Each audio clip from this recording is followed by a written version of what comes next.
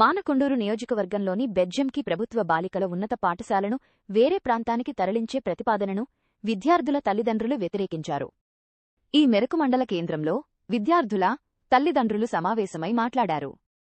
Bus stand సమీపంలోని పాఠశాలను ఊరికి దూరంగా మార్చడం సరికాదన్నారు. పాఠశాలను అక్కడే కొనసాగించాలని కోరుతూ మండల విద్యాధికారికి వినతిపత్రం అందజేశారు. దీనికి సర్పంచ్ బొల్లం శ్రీధర్ మద్దతు తెలిపారు.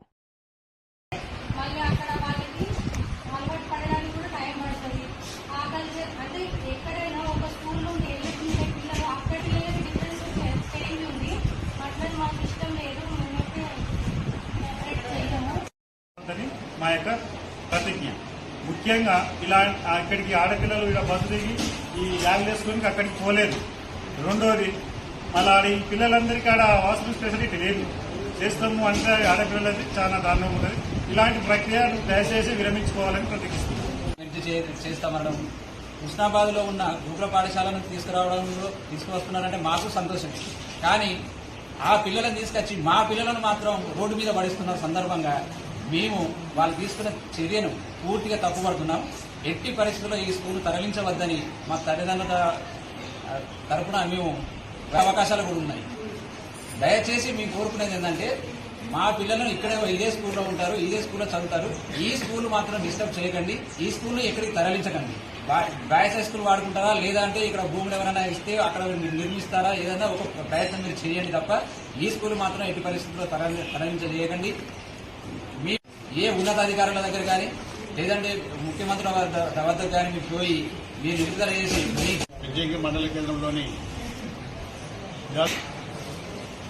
సమావేశమైన సోషల్ వెల్ఫేర్ స్కూల్ని బెజ్జంకి తరలించాలని ప్రయత్నం చేస్తున్నారు. ఓకే, తరలించండి, దాంట్లో ఇబ్బంది లేదు. అయితే ఆ స్కూల్ను బెజ్జంకి గర్ల్స్ హై స్కూల్కు ఇక్కడ ఉన్న గర్ల్స్ హై స్కూల్ను బాయ్స్ హై స్కూల్ షిఫ్ట్ చేసి అందులో మెర్జ్ చేసి దీని ప్లేస్లో సోషల్ వెల్ఫేర్ స్కూల్ను ఇందులో నడిపిద్దామని వారి ఆలోచన. అట్టి ఆలోచనను మా ఏదైతే పాఠశాల పేరెంట్స్ ఈరోజు సమావేశమై మేము ఎట్టి పరిస్థితుల్లో ఆ పాఠశాలను ఇక్కడ రానివ్వం, మా పాఠశాలను ఇక్కడికి మేము పోనీయము. మా పిల్లల దృష్టిలో అయినా భద్రత దృష్టిలో అయితే ఏ దృష్టిలో అయినా చూస్తే మేము ఎట్టి పరిస్థితుల్లో ఈ పాఠశాల మేము పొడియం. ఆ పాఠశాలలో ఒకవేళ మీరు దగ్గరికి రావాలనుకుంటే అక్కడ బాయ్స్లైనా చూసుకోండి, లేదంటే ల్యాండ్ చూసుకొని కొత్త కన్స్ట్రక్షన్ చేసుకోండి. అంతే తప్పించి మా స్కూల్లో మా పేరెంట్స్ మా పిల్లల్ని డిస్టర్బ్ చేయకండి. ఇక్కడ మా పేరెంట్స్ అందరూ బాధపడుతున్నారు. ఎట్టి పరిస్థితుల్లో కూడా పేరెంట్స్ వెంబడే నేను ఉంటా. మీ స్కూల్ ఎట్టి పరిస్థితుల్లో ఇక్కడికి పోదు. Okay, thank you.